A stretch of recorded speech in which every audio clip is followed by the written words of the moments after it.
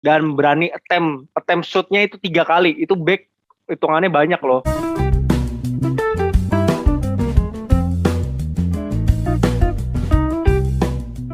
Halo guys, jumpa lagi dengan kita bertiga. Gua Bayu Amaraka. Jadi di episode kali ini kita udah masuk di game week kedua. Di mana di game week kedua ini kita akan membahas yang sudah lama kita nggak bahas gitu. Yang pertama, strategi transfer dari gua. Yang kedua, best bacotin dari kita bertiga. Nah, ini kan sekarang kompetisi sepak bola Inggris sudah memulai nih, udah masuk game week kedua. Nah, kebetulan gue pengen mengajak kalian untuk mendownload aplikasi IMPL Fantasy. Game ini sangat seru pokoknya. Jadi IMPL Fantasy itu salah satu game olahraga sepak bola di mana kita dapat menyusun tim dan mengatur strategi kita dalam memilih pemain gitu. Salah satu yang paling dekat adalah pertandingan antara Arsenal melawan Chelsea.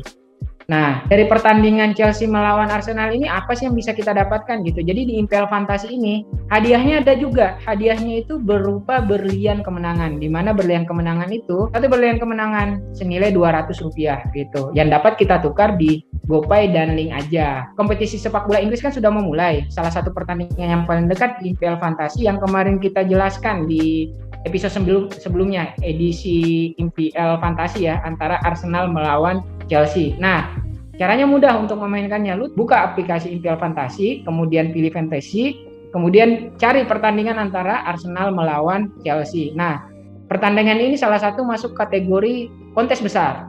Kontes besar itu apa? Kontes besar adalah pertandingan-pertandingan big match. Jadi pertandingan-pertandingan besar gitu. Di mana berlian kemenangannya juga banyak. Jadi jangan lewatkan keseruan untuk bermain IMPL Fantasy dan menangkan berlian kemenangannya. Nah, untuk downloadnya gimana? Bisa jelaskan sama Raka?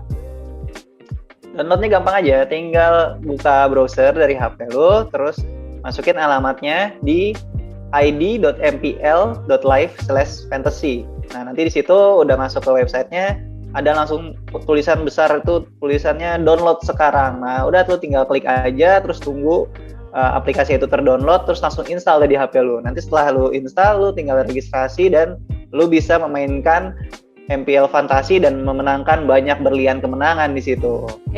Nah gue tambahin lagi.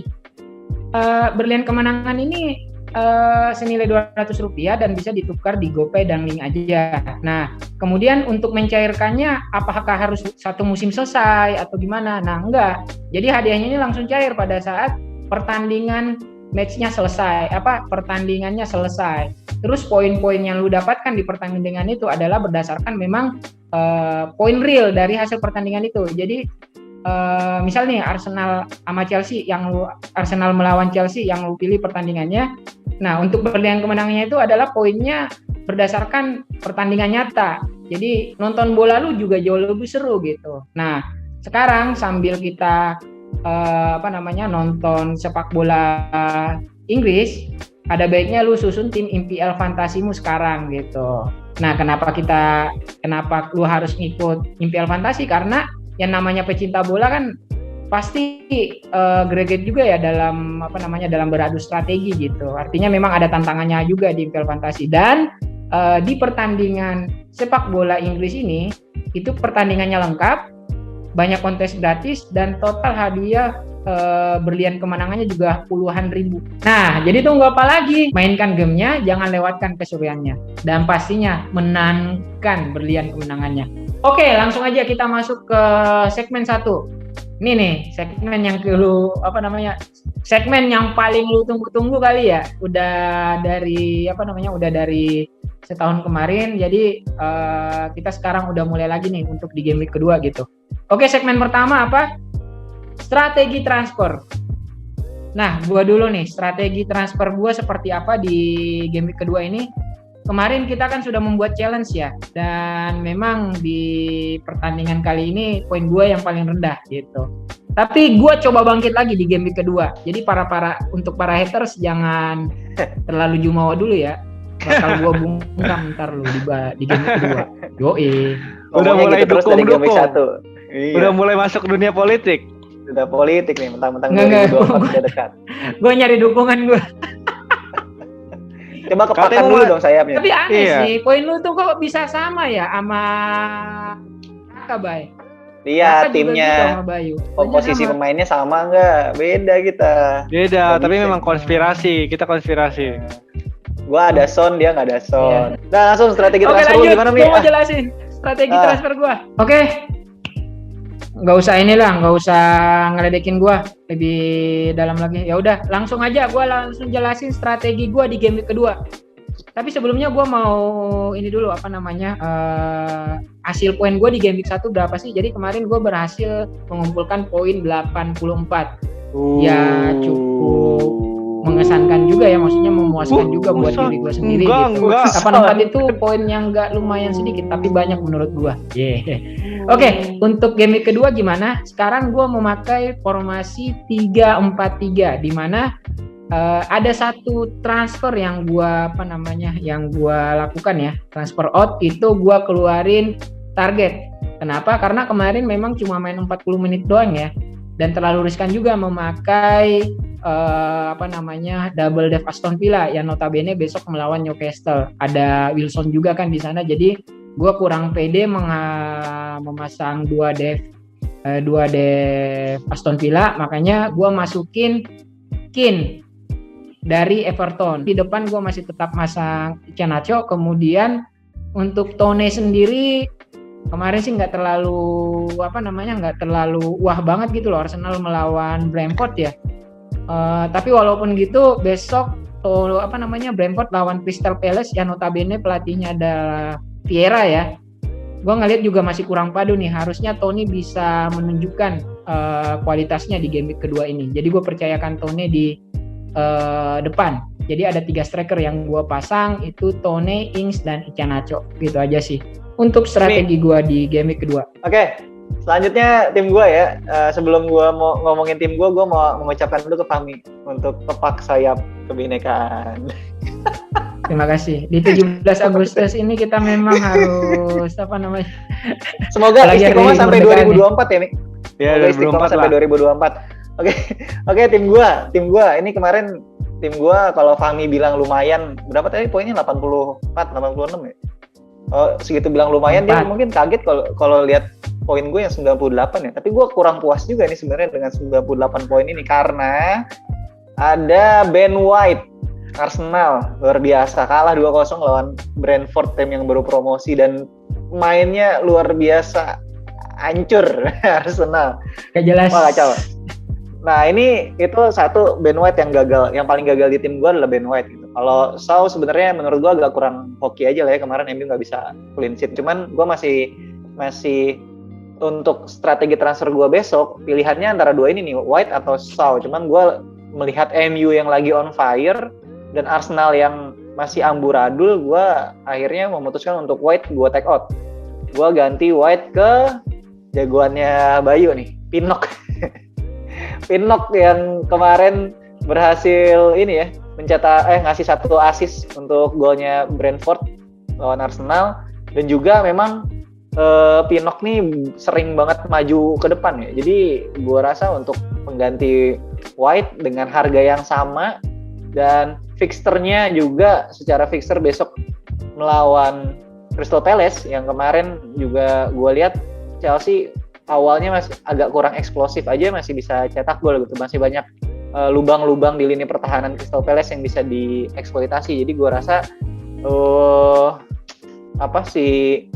si Pinnock ini besok akan at least clean sheet lah.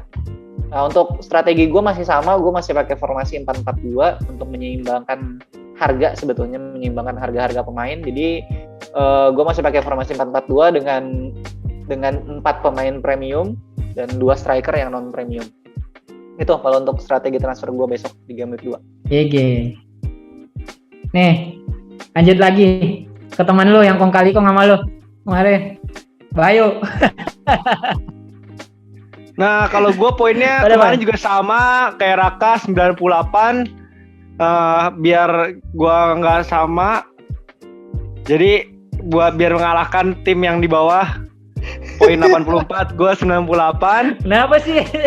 Pemainnya beda juga. Tapi mainnya beda. Pemainnya beda gue. Gua yang fail itu melihat ada di Lukadin dan Harvey Barnes. Lukadin ini sebenarnya dia kayak pemberi asis kepada tukang asis the assister. Kalau ngeliat dari pertandingannya kemarin. Dan kecolongan karena pemain barunya Fahmi, Michael Keane. jadi nggak jadi clean sheet. Dan untuk Harvey Barnes kemarin bermainnya masih kayak belum ke performa sesungguhnya ya. Dia banyak nge-def, nggak posisi sekalinya posisi bisa running di belakang behind defensive nggak dikasih bolanya. Itu kemarin gue ngeliat. Jadi Harvey Barnes gue bisa pantau nih 2 pemain ini yang kemungkinan besar kalau misalkan gue ngelakukan transfer di game week ini antara Lukadin gue ubah menjadi Pinnock yang tadi gue bilang juga dijelasin sama si Raka lawan Brentford yang kalau bertahan itu secara sistematis dia compact banget, maksudnya bertahan semua, bahkan Ivan Toney aja bisa bertahan ke belakang dan potensi untuk dapat bonus poin itu besar kalau tim yang seperti itu. Atau Harvey Barnes yang gue bisa ganti ke 3 pemain target gue yang masih gue pantau. Misalkan gue melakukan transfer ya. Pertama, Mbeumo-nya Brentford karena posisinya lebih depan daripada Ivan Toney. Besok lawan Palace yang pasti menyerang di kandang kan. Mbeumo ini bisa lari kenceng banget walaupun finishnya masih belum terlalu bagus ya. Terus satu lagi, Lucas Moura jadwalnya 3 pertandingan ke depan bagus, tapi Lucas Moura minusnya gue belum tahu nih si Harry Kane nasibnya seperti apa, jadi gue belum bisa berspekulasi karena Lucas Moura kan ngeposisiin seperti si Son ya kalau ada si Kane masuk. Terus yang satu lagi gue Jarrod Bowen gitu. Jarrod Bowen antara 3 itu strategi gue pokoknya di Pinnock dan tadi midfieldernya. Sisanya masih oke gue tahan, tapi bisa kemungkinan gue roll the transfer, gue nggak melakukan transfer. Nanti lihat sampai deadline. Nah itu tadi dari strategi transfernya Bayu. Jadi udah lengkap, kita bertiga sudah menjelaskan tentang strategi kita di game week kedua nantinya. Ya mudah-mudahan poin kita bertiga makin bagus lah gitu. Oke, langsung aja masuk ke segmen kedua, Best Bacotin. Kita udah memilih pemain untuk yang bersinar di game week kedua ini. Tapi sebelumnya lu harus tahu dulu, Best Bacotin kita di game week pertama itu mengumpulkan berapa poin sih gitu. Jadi wah banget, 100 poin. Ini gue tampilin timnya nih, tinggal lu lihat aja ya, gak usah gue jelasin karena yang kita mau jelasin sekarang game week kedua. Oke. Sekarang untuk game week kedua Best Bacotin kita memakai formasi 3-5-2. Untuk posisi kiper diisi oleh Sanchez. Gimana, Rak? Oke, Sanchez nih kemarin juga gagal, sebetulnya agak unexpected ya, dia di luar dugaan dia gagal clean sheet gitu. Cuman Brighton kalau gue lihat pun secara pertahanan masih bagus sih, masih oke ya. Kemarin pun siapa lawannya Brighton tuh? Burnley itu dia serangannya nggak banyak masuk sebenarnya ke Brighton. Dan Robert Sanchez juga di game week 1 dia berhasil melakukan dua save yang cukup baik untuk serangan Burnley. Jadi besok walaupun lawan Watford yang kemarin mencetak 3 gol ke gawang Aston Villa ya, keandalannya Fahmi itu, cuman gue rasa Brighton dengan defensif yang lebih rapat, lebih dalam gitu, itu kita masih percaya untuk Robert Sanchez di bawah Mister Gawang Best Bacotin 11 Bacotin. Oke, next. Kemudian ada 3 back kita. Yang pertama ada Shaw. Nah, Shaw sendiri ini kemarin berhasil mengumpulkan 1 poin ya karena mendapatkan kartu kuning kemarin melawan Leeds. Tapi secara pertahanan MU ini kalau gua lihat memang sudah membaik gitu. Kenapa? Golnya Leeds aja kemarin kan memang berawal dari tendangan kaget ya. Ya memang kalau gua lihat memang untuk sekelas kiper siapapun itu bakal sulit menghalau tendangan Ayling. Tapi secara koordinasi tim di belakang itu MU sudah mulai membaik. Dan memang Xiao sendiri ini untuk potensi di game week kedua masih tetap sama, yaitu poin asisnya. Kenapa? Karena kemarin juga dia rajin banget membantu serangan gitu waktu MU melakukan serangan ya. Jadi memang koordinasi tim di bawah itu antara Maguire sama Lindelof juga mulai membaik gitu. Jadi Xiao bisa dengan leluasa untuk mengeksploitasi untuk bagian kedepannya gitu. Bukan tidak mungkin di game week kedua ini bisa berpotensial asis. Gitu aja sih. Kalau untuk clean sheet melawan Soton nih ya, dengan adanya Ings memang masih agak ini ya, menurut analisa gue sih masih agak berat untuk clean sheet, tapi setidaknya Xiao bisa menyumbangkan poin assist gitu.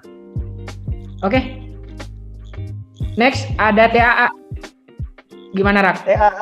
TAA back paling mahal, yang paling konsisten di musim lalu memberikan poin ya, poin terbanyak kalau nggak salah ya di musim lalu. Nah kemarin waktu lawan si Liverpool lawan Norwich kan dia nggak ada kontribusi untuk menyerang ya sebetulnya. Dia poinnya dari clean sheet aja. Cuman memang kalau misalkan kita lihat di pertandingan lawan Norwich kemarin itu TAA itu masih sama seperti TAA di musim lalu, di mana dia banyak menerima bola atau menguasai bola itu di sepertiga lapangan lawan. Jadi dia memang masih sangat menyerang sekali, dan di game week kemarin pun dia banyak beberapa kali melakukan crossing yang cuman finishingnya dari lini serangnya Liverpool nih kurang baik ya untuk masalah crossing gitu. Jadi TAA, dan besok lawannya itu adalah si siapa yang tadi gue sebutin yang lawan Aston Villa besok, Burnley. Lawan Burnley itu menurut gue sih selain dari attacking returnnya, gue masih yakin kalau Burnley itu juga sulit untuk mencetak gol ke gawang Liverpool ya. Liverpool waktu kemarin lawan Norwich pun walaupun belum nggak banyak diserang sama Norwich, tapi memang kelihatan semakin solid gitu lini belakangnya. Walaupun ditinggal Robertson ya, tapi masih bagus lini belakangnya Liverpool. Oke, next. Ini nih. Yang paling senang untuk membaca pikirannya Pep. Bayu, jelasin Cancelo. Kenapa lu pilih? Untuk Cancelo sendiri sebenarnya agak-agak ini juga ya, kita risk juga bisa dimainin Walker atau si Cancelo lagi yang bermain. Tapi Cancelo ini kemarin bermain sangat bagus kalau gue bilang. Dia sangat menyerang dibandingkan Mendy yang lebih eksploitasi sisi sayap ya. Tapi kalau Cancelo berani masuk, bahkan dia penalty touch-nya itu 4 kali dan berani attempt shoot-nya itu 3 kali. Itu back hitungannya banyak loh. Apalagi untuk besok lawan Norwich yang kemungkinan besar clean sheet. Karena Norwich yang saat ini musim ini nggak berbahaya seperti musim lalu yang masih ada Buendia, terus Canwell masih berbahaya banget, Bukik pun meledak banget kan. Besok lawan Norwich kalau Cancelo dimainin dari awal, besar kemungkinan untuk poin dan attacking return itu bisa kemungkinan besar. Karena kemarin aja lawan Hotspur yang pertahanan lebih baik daripada Norwich, dia bisa sangat mengancam gitu. Oke, next. Lanjut ke 5 pemain tengah kita. Ada Raphinha, kasih tauin lagi, Bay. Raphinha kemarin lawan MU sebenarnya Leeds ya, tahu sendiri. Tim yang bodo amat kemasukan berapapun, yang penting tetap nyerang. Itu sebenarnya bisa jadi bagus atau ya jelek juga kalau misalkan serangannya nggak nyetak gol dan nggak bisa bertahan, padahal udah unggul duluan kan. Unggul duluan apa gol kedua ya, lupa gua. Gol kedua ya? Iya, yang pertama kan si gol kedua kan ya. Nah, terus habis itu si Raphinha ini kelihatan lebih berbahaya, lebih hidup dibandingkan sisi kirinya yang dipegang oleh Harrison. Expected goalnya aja 0,27 dia, itu lumayan ya walaupun kemarin lawannya MU. Besok yang melawan besok lawan Everton ya. Besok ya lawan Everton. Yang kelihatannya belakangnya gue agak ragu, bahkan gue Digne gue pengen transfer out karena masih banyak blunder. Yang bakal dia head to head dengan Digne juga ya. Raphinha bisa ngeksploitasi sisi kanan ini. Apalagi pertama kalinya musim ini bermain di kandang gitu. yang udah ada penontonnya. Kayaknya involvement Raphinha buat lawan Everton ini akan menjadi lebih besar gitu. Oke. Next ada Bruno. Kemarin berhasil mencetak hat-trick ya. Bruno sendiri ini memang benar sih apa yang dijelasin Bayu di game kemarin, posisinya itu agak beda gitu. Jadi sekarang dia ada di belakang striker ya. Tapi gue kemarin ngeliat memang permainannya posisinya itu agak fleksibel sih. Maksud gue kadang agak ke depan juga gitu. Dengan perannya Pogba juga gue ngeliat kemarin luar biasa juga ya. Artinya dapat memaksimalkan beberapa umpan-umpan yang dilepaskan untuk pemain MU itu sangat bagus banget kemarin. Jadi Bruno ini masih potensial di game week kedua untuk melawan Soton gitu. Gue harap sih pertandingan besok nggak terlalu dibebankan ke Bruno ya, masih tetap stabil kayak kemarin lawan Leeds gitu. Gue harap Pogba tetap konsisten sehingga Bruno juga masih tetap leluasa ke depan. Free kick juga masih dia ngambil loh. Jadi sangat potensial sih untuk di game week kedua ini. Atau ada tambahan dari kalian berdua? Pokoknya Bruno udah sampein dari awal, bahkan papannya gue udah tunjukin kalau dia posisinya second striker. Udah gue tunjukin kemarin papannya. Beda ya? Beda. Bener kan? Iya bener. Bukti. Emang beda lah kalau coach sudah ngomong. Oke, next. Ada Salah. Oke, Mohamed Salah, Kadal Gurun, King of Game Week 1 yang kemarin tersalip poinnya ya, tidak kalah meledak dibandingkan pemain MU, Bruno dan si Pogba. Tapi walaupun begitu, besok Liverpool melawan Burnley yang memang sebetulnya Mohamed Salah nih head to head-nya melawan Burnley agak kurang baik ya. Tapi besok pertandingan kandang pertama di Liverpool, ada supporter sudah boleh masuk nonton, memberikan dukungan. Jadi menurut gue ini timingnya tepat nih untuk Salah untuk lebih termotivasi lagi untuk mencetak gol. Karena di game week kemarin, di game week 1 itu dia memang banyak menusuk di dalam kotak penalti. Jadi dia di dalam kotak penalti itu sampai 14 kali memegang bola dalam kotak penalti dan melakukan 4 kali shoot di dalam kotak penalti dari total 5 kali shoot. Jadi memang Salah di game week 1 kemarin itu lebih banyak melakukan shoot di dalam kotak penalti. Dan nggak banyak, kalau gue lihat itu nggak terlalu banyak goreng-gorengnya dibandingkan musim lalu sih. Jadi menurut gue Salah nih kelihatannya lebih efektif mainnya kalau di game week 1 kemarin kita lihat. Jadi besok melawan Burnley yang kemarin juga pertahanannya memang ya dibilang cukup baik ya enggak juga. Jadi menurut gue Salah masih bisa potensi untuk mencetak gol melawan Burnley.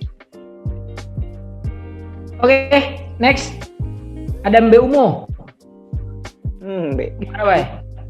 Mbeumo kita tertuju Brentford oleh Tone ya. Ternyata pas kemarin lawan Arsenal, Tone lebih bertahan seperti posisinya Harry Kane waktu zaman Mourinho.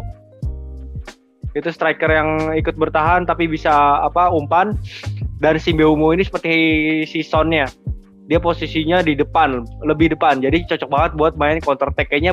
Kayaknya pelatihnya si Brentford ngubah taktik deh. Semenjak dia di Championship sama di Premier League. Kayaknya gitu. Dia bakal ninggalin striker yang cepet, si Mbeumo ini yang tersisa di depan. Bahkan dia statsnya nggak terlalu kurang begitu bagus ya. Cuman dia bisa touch inside the box itu 9. Finishingnya juga kurang begitu bagus ya. Cuman dia untuk gocekan dan kecepatan tuh sangat bagus sih.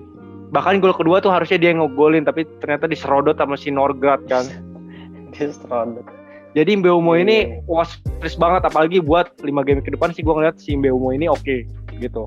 Dan bakal ada attacking return sih buat kita dengan harga 5,5 besok lawan si Palace yang pasti bakal keluar menyerang. Si Brentford kelihatan banget bakal bertahan ngelihat kemarin Arsenal kayak begitu. Kayaknya Mbeumo ini yang sangat besar kemungkinannya gitu. Oke, next ada Mahrez. Nah, mungkin banyak yang masih kaget dengan hasil City di game week 1 kemarin ya. Cuman di game week kedua ini besok Mahrez itu lawannya adalah Norwich ya. Jadi City akan menjamu Norwich besok. Yang notabene memang gua lihat kansnya untuk menang ada di City ya. Kenapa? Karena untuk di game week kedua ini, apalagi kan tampilnya di home ya, di kandangnya City bakal memaksimalkan serangannya dan Mahrez itu bisa menjadi kartu as juga sih di pertandingan kali ini melawan Norwich gitu.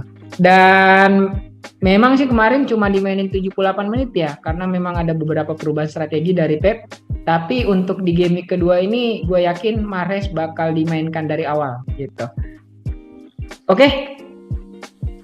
Next ada 2 striker yang kita pilih. Ini yang ngalahin gua kemarin, ada Antonio. Gimana, Ra? Antonio sang pengibar sayap. Jadi gua udah milih Antonio. Cuman gua dicengin sama Bayu sama Raka. Buset, kok milih Antonio? Lu nyamain gue, lu nyamain. Iya. Itu sayur namanya. Akhirnya lu memilih Iheanacho. Dimainin 3 menit doang, apa 11 menit doang. Aduh. Udah jelasin, Rak. Antonio, ini West Ham kemarin seru sih sebenarnya ya. Waktu di game week 1 itu balas-balasan gol ya sama Newcastle ya. Terus Antonio juga mainnya kan banyak, kalau dilihat di game week 1 kemarin lawan Newcastle dia lebih banyak main di kiri ya. Banyak main di kiri, typical cut inside, lari cut inside, dan ini oke banget nih menurut gue nih, karena besok kan lawannya Leicester tuh si West Ham ya. Nah, West Ham lawan Leicester, di mana Leicester tentunya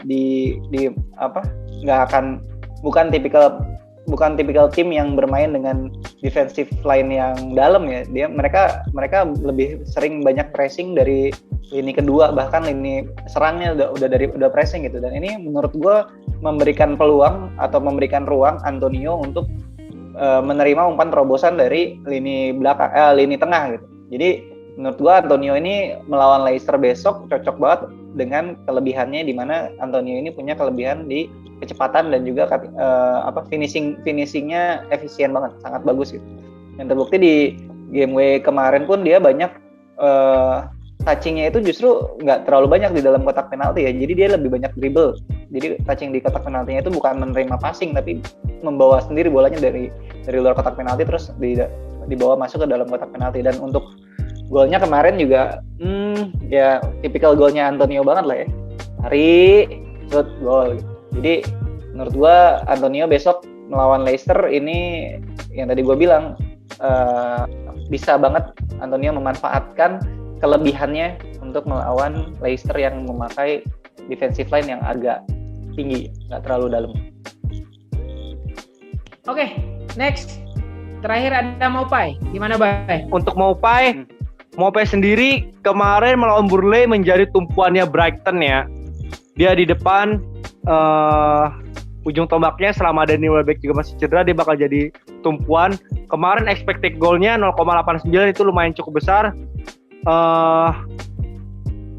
Untuk attempt-nya juga 4 ya, dalam 22 menit dia bisa mencetakkan 1 peluang, 1 shoot, dan penalti touch-nya itu 5. Besok yang akan melawan Watford yang awal babak pertama cukup kuat pertahanannya, tapi kalau makin kesini makin kendor. Kayaknya Maupay bisa melakukan shoot lebih banyak dan mengambil kesempatan itu gitu. Apalagi di kandang pertama kalinya di musim ini. Kayaknya ada motivasi tersendiri sih gitu. Apalagi dia ngambil penalti ya. Tadi udah kita jelasin untuk 11 pemainnya. Sekarang untuk kaptennya siapa? Kalau dari gua dulu deh. Gua game week ini dulu ya. Kita gantian ya. Game week 2 ini gua tetap milih Salah walaupun start lebih baik Bruno lawan Southampton, tapi gua lebih memilih Salah. Kenapa? Karena pertama kalinya lagi di musim ini Liverpool bermain di depan Anfield gitu. Iya, Anfield ya. Iya. Dan kalau misalkan Bruno di Southampton main di kandang pertama kali juga, walaupun MU memang kemarin dikdaya banget, kayaknya Southampton sering banget bikin kesulitan MU walaupun musim lalu sempat nyetak 9-0 ya gitu. Tapi gue melihat kayaknya Southampton bakal bertahan mati-matian sih gitu. Oke, itu tadi beberapa segmen penutup ya. Best bacotin dan kaptennya siapa. Nah, semoga apa yang kita jelaskan di episode kali ini bisa menjadi masukan buat kalian dalam menyusun strategi di game week kedua nanti. Oke, ada tambahan lagi sebelum gua tutup? Oh iya, untuk game week kedua ada tantangan gak nih buat kita bertiga yang poinnya terendah? Mungkin teman-teman ada yang dimasukkan, nanti bisa komen di bawah ya. Apa hukumannya gitu. Tapi jangan kejam-kejam sekali. Pokoknya masih bisa dilakukan aja. Tapi kita bisa lakukan gitu. Mungkin boleh komen di bawah. Ya, boleh. Untuk game kedua ini. Dah. Emang mau nyiksa gue ya? Emang lu yakin kalah? Tapi di game kedua ini gue yakin menang sih. Iya, kayak lu di game pertama juga yakin menang. Ujungnya kalah juga. Gitu sih, orang terlalu yakin. Oke. Sebelum gue emosi sama Bayu sama Raka, gue tutup aja deh. Untuk episode kali ini cukup. Sampai jumpa di episode selanjutnya. Dadah.